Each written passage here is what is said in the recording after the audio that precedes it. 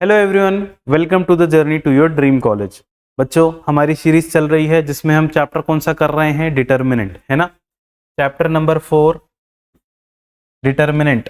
इस पे मैंने कितने वीडियो बना दिए हैं? 2 वीडियो बना दिए हैं, है ना। नहीं देखे तो पहले वो 2 वीडियोस देख कर आओ। फिर हमारा ये वीडियो नंबर 3 है जहां हम और बहुत सारे एमसीक्यूज प्रैक्टिस करने वाले हैं। मेरा इंट्रोडक्शन आप सबको पता है, माई सेल्फ वैभव सिन्हा। और बच्चों, एक चीज मैं कहूंगा, बेफिक्र रहो, you are on the best platform जहां पर आप सीयूटी के लिए अपना मैथ्स प्रिपेयर कर सकते हो। इससे अच्छा मैथमेटिक्स आपको कोई नहीं देगा बच्चों। एक एक क्वेश्चन प्रॉपर रिसर्च्ड है, ठीक है। बहुत अच्छा कलेक्शन लेकर आया हूं, क्योंकि क्या होता है सीयूटी की तैयारी के लिए आपके पास रिसोर्सेज की कमी है।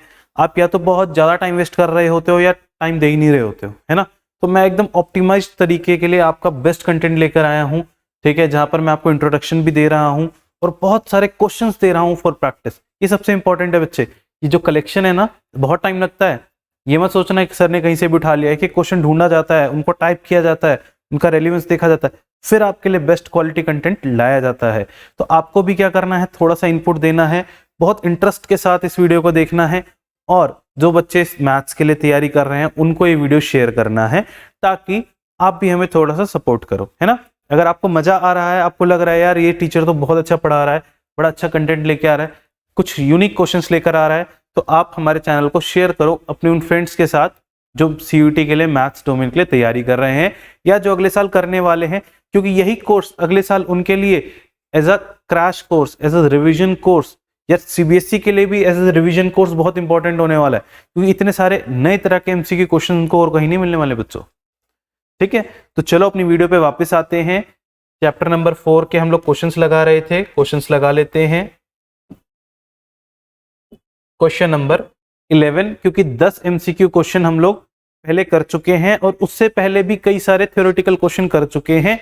अब जाके हम यहां पर आए हैं और आज हम इस चैप्टर को कंप्लीट कर देने वाले हैं। ठीक है, तो चलो स्टार्ट करते हैं इस क्वेश्चन के साथ। क्वेश्चन में हमें एक मैट्रिक्स दे रखा है, if A matrix is this such that A inverse is के टाइम्स ए, तो के का वैल्यू बताओ। तो पहले क्या कर लेते हैं बच्चों, इसका इनवर्स फाइंड कर लेते हैं, है ना। ये 2x2 मैट्रिक्स है, हमें क्या करना है, इसका इनवर्स फाइंड करना है। हमें पता है ए इनवर्स का फॉर्मूला क्या होता है, A inverse is equals to 1 upon determinant of A adjoint है, यही होता है बच्चों। तो एडजॉइंट है कैसे निकलेगा, 2x2 मैट्रिक्स के लिए एडजॉइंट है, मैंने अभी लास्ट वीडियो में बताया था, फिर बता देता हूं। 2x2 के लिए क्या करते हैं, main diagonal exchange, main diagonal के एलिमेंट को एक्सचेंज कर दो, -3 3, और off diagonal sign change, off diagonal के एलिमेंट्स का साइन चेंज कर दो, -2 -1। दूसरा हमें क्या निकालना है, डिटर्मिनेंट ऑफ ए। इसका डिटर्मिनेंट क्या होगा, ए का डिटर्मिनेंट 3 इंटू -3 -9 -2 1 2, तो क्या आंसर आ गया, -11, है ना। तो अगर मैं इस फॉर्मूले में अप्लाई करता हूँ ए इनवर्स, तो मुझे ए इनवर्स क्या मिला, मुझे मिला 1/11, 1/-11, और एडजॉइंट है, एडजॉइंट है क्या है, -3 -1 -2 और 3। लेकिन क्वेश्चन में क्या पूछ रहा है, सॉरी जो ऑप्शन है इसमें है के टाइम्स ए मैट्रिक्स के जैसे बनाना है। ए मैट्रिक्स क्या थी यार, थोड़ी सी अलग थी। क्या मैं माइनस कॉमन ले लूं तो ए मैट्रिक्स बन जाएगी, बिल्कुल बन जाएगी। क्या करो, माइनस को ले लो कॉमन, और ये क्या बन गया, 3 1 2 और -3, है ना। नेगेटिव से नेगेटिव कट गया, तो क्या आ गया 1/11 और ए मैट्रिक्स। तो के का वैल्यू क्या आ गया, 1/11, तो के का वैल्यू आ गया 1/11। Option C is the right answer. समझ आ रहा है बच्चों। क्वेश्चंस को बेटा 2 बातें फॉलो करनी है, पहला वीडियो को पूरा देखना है, दूसरा नोटबुक लेके पढ़ने की कोशिश करो बच्चों। जैसे ही क्वेश्चंस फ्लैश होते हैं आपने पहले उन क्वेश्चंस को सॉल्व करना है और फिर वीडियो सॉल्यूशन देख के आंसर को मैच करना है, तो आपको ये जो पढ़ रहे हो ना हमेशा याद रहेगा। ठीक है, चलो, अदरवाइज तो आप समझदार हो, 12th पास कर चुके हो, समझदार जनता है, अपना भला जानती है ना। चलो, the inverse of a skew symmetric matrix of odd order, odd number के ऑर्डर की कोई स्क्यू सिमेट्रिक अगर हम उठाते हैं, तो यार आई होप आप फॉलो कर रहे हो मुझे, है ना। एक हमने क्वेश्चन करा था कि थर्ड ऑर्डर की स्क्यू सिमेट्रिक का डिटर्मिनेंट क्या होता है। डिटर्मिनेंट होता है 0।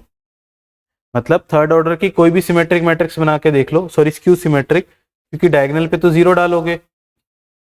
यहां पर अगर आप डालोगे 3 तो यहाँ डालोगे -3, यहाँ डालोगे 2 तो यहाँ डालोगे -2, यहाँ डालोगे 4, यहाँ डालोगे -4, और इसका डिटर्मिनेंट लोगे तो आएगा 0। Q symmetric matrix of third order, इसका डिटर्मिनेंट क्या आता है 0। और अगर 0 आ गया तो क्या इसका इनवर्स एग्जिस्ट करेगा? नहीं करेगा। ए इनवर्स का फॉर्मूला क्या होता है? 1 determinant of A adjoint A. तो अगर इसके अंदर डिटर्मिनेंट 0 आ गया तो ये टर्म नॉट डिफाइंड हो गई, और उस केस में ए इनवर्स एग्जिस्ट नहीं करता। तो अगर ए कोई भी स्क्यू सिमेट्रिक मैट्रिक्स है ऑड ऑर्डर की, third order, first order, fifth order की, तो उसका इनवर्स एग्जिस्ट नहीं करता, डज नॉट एग्जिस्ट। ठीक है, सेकंड के लिए ये वैलिड नहीं है क्योंकि वो 0 भी नहीं होता। Next, the area of the triangle of vertices this and this is 24 square unit value of k। NCERT का क्वेश्चन है, बहुत इंपॉर्टेंट क्वेश्चन है। मैंने फॉर्मूला में नहीं लिखवाया था क्योंकि ये बताया था जब क्वेश्चन आएगा तभी के तभी कर लेंगे, है ना। कैसे करते हैं इसको बच्चों? ये हमारा कोऑर्डिनेट हो गया x1 y1, x2 y2, x3 y3, है ना। एरिया ऑफ ट्राइंगल कैसे आएगा? Area of triangle is equals to half mod के अंदर, वैसे डिटर्मिनेंट लेते हैं प्लस जो आता है उसका मॉड भी लेते हैं। हम कोऑर्डिनेट लिख देते हैं x1 y1, x2 y2, x3 y3, और यहाँ क्या लिखना होता है 1 1 1। भाई इस फॉर्मूले में मैं कंफ्यूज हो जाता था बड़ा। ठीक है, वैसे तो इजी फॉर्मूला है पर मेरे को ना कई बार 0 याद रह जाता था और आंसर ही मेरा 0 आ जाता था। ठीक है, होता है ना, वो है ना, क्योंकि सास भी कभी बहू थी तो सर भी कभी स्टूडेंट थे, तो ये सब तो चलता रहता है। इस फॉर्मूले में हमें क्या दे रखा है? हमें एरिया दे रखा है, तो एरिया हमें 24 दे रखा है। इसका डिटर्मिनेंट निकाल लेते हैं। तो अच्छा यार, पहले तो एक बार वैल्यू रख लेते हैं। ये हो गया 1, ये हो गया -1, ये हो गया -4, ये हो गया k, ये हो गया -3, ये हो गया -5, और 1 1 1। तो इसका डिटर्मिनेंट जब निकालेंगे मॉड में ही निकाल लेते हैं।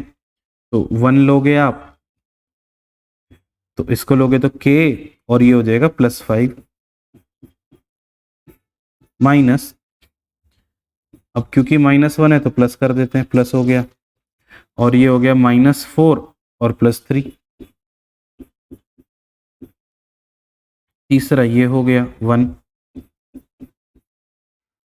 ये हो गया 20 और प्लस का 3k, है ना, और इधर आ गया 24। तो ये 24 आके इधर हो गया 48, है ना। ये 2 को इधर मल्टीप्लाई कर दो। मॉड में क्या बच रहा है?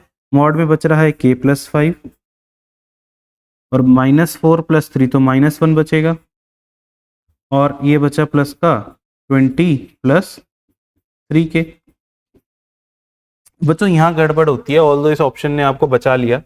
इस सब में 2 ऑप्शन है ना, वरना थ्योरेटिकल क्वेश्चन में बच्चे गड़बड़ करते हैं, मॉड को ध्यान ही नहीं देते और एक ही आंसर निकाल के दे देते हैं। बट नहीं, जब भी मॉड हटता है बच्चों 2 केसेस बनते हैं, एक पॉजिटिव और एक नेगेटिव, है ना। 2 केस बनेंगे। k का वैल्यू क्या हो जाएगा? 3k + k 4k, और इधर क्या बचा? 20 + 5 25 में से 1 गया तो 24। इसको सॉल्व करते हैं फर्दर। तो हमें क्या करना है? 2 केसेस सॉल्व करने हैं। पहला केस 4k - 24 = 48, तो इसको उधर भेज देते हैं। 4k = 48 + 24, तो ये क्या आ गया? 48 + 20 68 72, 4k = 72, k = आ गया 72/4, तो 4 1 जा 4 1 जा बचा 3, तो 4 8 जा, तो k की एक वैल्यू तो आ गई 18। क्या ऑप्शन में है? 2 ऑप्शन में है। वैसे तो k की वैल्यू +18 आ गई, ये अपना आंसर हो गया। दूसरे को सॉल्व करोगे -6 आएगा क्योंकि और तो कोई ऑप्शन है ही नहीं। है ना। तो बस ये भी ऐसे भी करते हैं हम लोग। एमसीक्यू है, फालतू में थोड़ी टाइम वेस्ट करेंगे, जब हो गया तो हो गया ना, मिल गए +5। चलो आगे चलते हैं। If A and B are square matrices of order 3 such that A का डिटर्मिनेंट 5 है, ए इंटू बी आपको ये दे रखा है और बी का डिटर्मिनेंट आपको पूछा है, तो करते कैसे हैं। जो गिवन स्टेटमेंट है वहां से क्वेश्चन को स्टार्ट करेंगे। ठीक है, गिवन स्टेटमेंट क्या है हमारे पास कि a into B is equals to -5 times identity matrix. कैसे स्टार्ट करें, टेकिंग डिटर्मिनेंट बोथ साइड, क्योंकि यार डिटर्मिनेंट की प्रॉपर्टीज ही काम आएगी और थोड़ी कुछ काम आएगा यहाँ पर। तो ले लेते हैं टेकिंग डिटर्मिनेंट बोथ साइड्स। तो इस पे जब आप करोगे a इंटू बी का determinant that is -5 times identity matrix का डिटर्मिनेंट, तो ये हो गया a का डिटर्मिनेंट इंटू बी का डिटर्मिनेंट, और ये हो गया -5 की पावर n और आइडेंटिटी मैट्रिक्स का डिटर्मिनेंट, है ना। अब देखो सब कुछ गिवन होगा, एक चीज जो नहीं गिवन होगी वो पूछ रखी होगी। क्या पूछा है, बी का डिटर्मिनेंट। अच्छा, ए का डिटर्मिनेंट दे रखा है, बिल्कुल दे रखा है, ये दे दिया 5, ये हमसे पूछ लिया। ऑर्डर भी दे रखा होगा, n is the order of matrix, order 3 दे दिया, -5 टू दी पावर 3, ये तो 1 होता ही होता है, तो b जो आ जाएगा वो आ जाएगा माइनस का 125 डिवाइड बाय 5, तो आंसर आ गया 25। तो determinant of b is -25। Option में +25 जरूर होगा और आधे बच्चे तो वही गलती कर देंगे, है ना। तो ऑप्शन क्या है, -25। नेक्स्ट क्वेश्चन की तरफ चलते हैं। तुम लोगों को स्क्रीनशॉट वगैरह लेने होते हैं तो ले लिया करो यार, ठीक है। मतलब मैं तो ये सोच के चलता हूँ तुम लोग क्वेश्चंस को सॉल्व करोगे, बट आई नो कुछ धुरंधर महान हस्ती होते हैं हमारे जो, अरे सर तो कहते रहते हैं यार अपना काम है फटाफट स्पीड में देखना वीडियो को, तो स्क्रीनशॉट ले सकते हो, ठीक है। क्वेश्चंस का स्क्रीनशॉट लेके रखा करो यार, क्वेश्चंस बहुत अच्छे अच्छे हैं, है ना, और इनकी प्रैक्टिस कर सकते हो आप, ठीक है। If A is a square matrix of order 3 and determinant of A दे रखा है 5, तो बताना है 2 टाइम्स ए ट्रांसपोज का डिटर्मिनेंट क्या होगा। अगेन प्रॉपर्टी बेस्ड क्वेश्चन है, 2 टाइम्स ए, इसको जब आप सॉल्व करोगे तो हो जाएगा 2 की पावर n ए ट्रांसपोज का डिटर्मिनेंट। n कितना है, थर्ड ऑर्डर मैट्रिक्स है, 2 की पावर 3, हाँ थर्ड ऑर्डर है, ठीक है। 2 की power 3 determinant of A transpose का डिटर्मिनेंट और ए का डिटर्मिनेंट सेम होता है, ये हो गया 8, और 8 का डिटर्मिनेंट, हाँ सॉरी, ए का डिटर्मिनेंट हमें क्या दे रखा है 5, तो आंसर आ जाएगा 8 5 जा 40, ठीक है। क्या ऑप्शन में 40 है, बिल्कुल है, और ये हमारा आंसर हो गया, ठीक है। एमसीक्यू क्वेश्चन से बच्चों बहुत ज़्यादा टाइम नहीं लगेगा, आपकी फटाफट प्रैक्टिस होगी, बिल्कुल टाइम वेस्ट नहीं करना है हमें। If A is a non singular square matrix of order 3 such that A square 3a के बराबर है, अगेन इस इक्वेशन को हम लोग यूज करेंगे, ए स्क्वायर इक्वल्स टू 3a,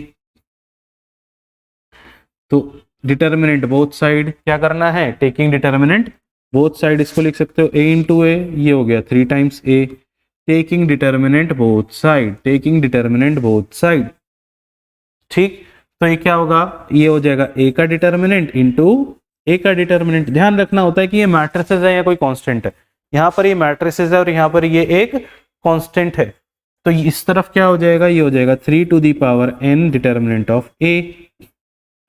तो भैया वैसे तो नॉन सिंगुलर है तो इसको कट कर सकते हो, अदरवाइज एक जीरो भी पॉसिबिलिटी हो जाती है ना, तो कट ही कर दो। चलो, determinant of a is equals to, order क्या है,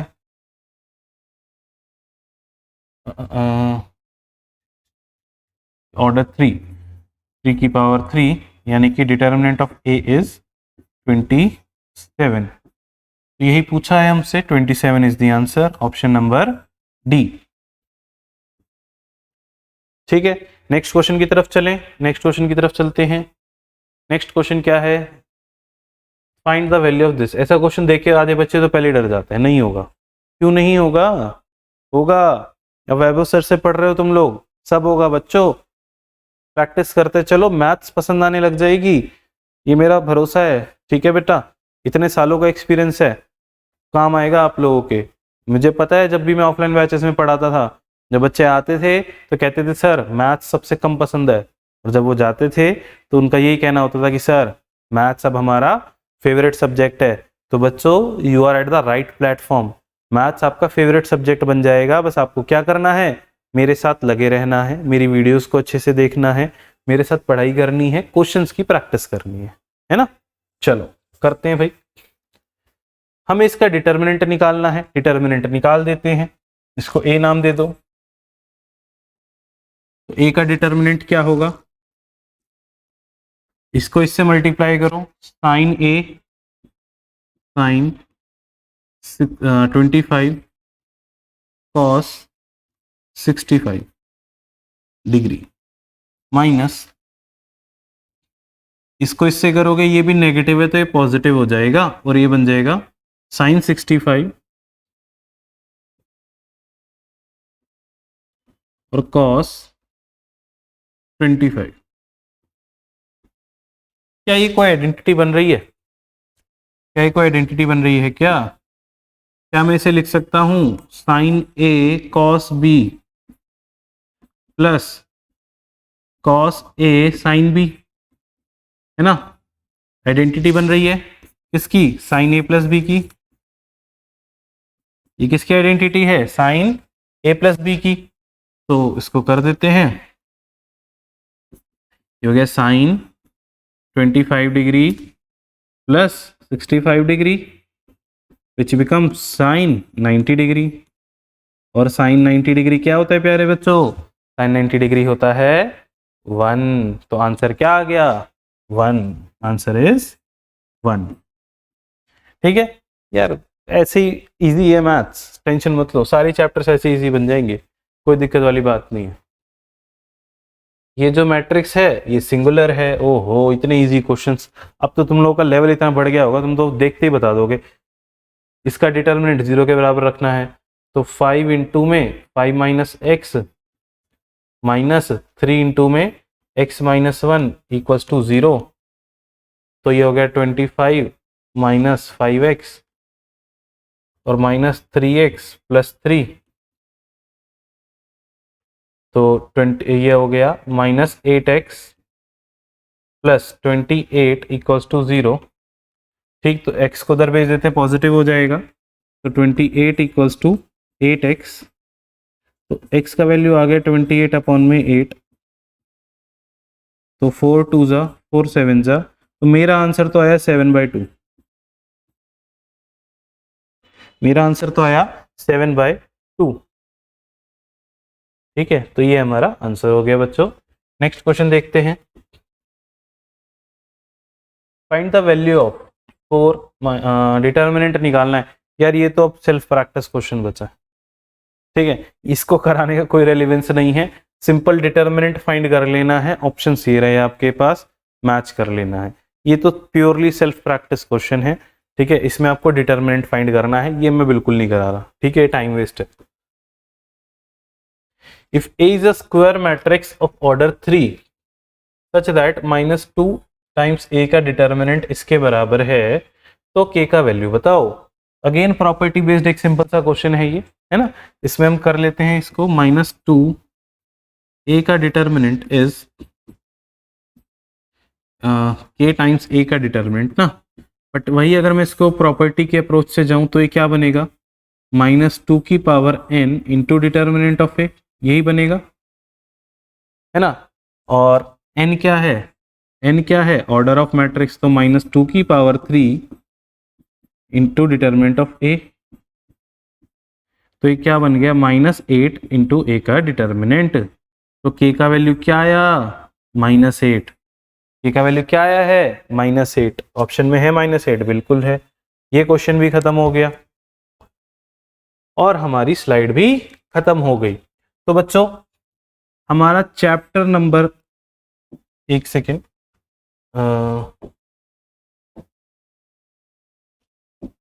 हमारा चैप्टर नंबर 4 इज कंप्लीटेड।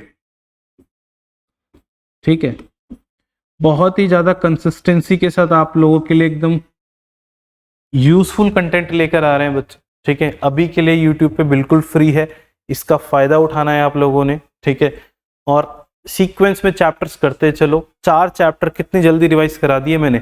अभी तो कॉमर्स वाले बच्चों के जस्ट एग्जाम खत्म ही हुए हैं और देखो इतने मैं आपको 4 चैप्टर करा के भी तैयार कर चुका हूँ।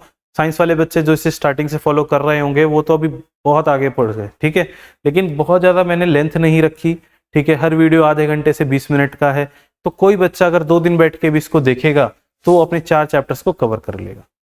ठीक है, तो नेक्स्ट कौन सा चैप्टर स्टार्ट करेंगे वो नेक्स्ट वीडियो में पता चलेगा, है ना। फिलहाल के लिए आज चैप्टर खत्म हो गया है। आप लोग प्लीज ऐसे पढ़ाई करते रहो। कमेंट में अपना वैल्यूएबल फीडबैक जरूर देना कि आपको क्वेश्चंस करने में मजा आया कि नहीं। ठीक है, कुछ नए क्वेश्चंस दिखे कि नहीं। ठीक है, ये प्रैक्टिस आपके लिए हेल्पफुल रही या नहीं। मेरे लिए वो बहुत हेल्पफुल रहता है। ठीक है, ये देखने के लिए कि क्या आपको वीडियो से मजा आ रहा है कि नहीं। ठीक है, नेक्स्ट वीडियो में मिलते हैं बच्चों। पढ़ते रहो, टेक केयर, गुड बाय।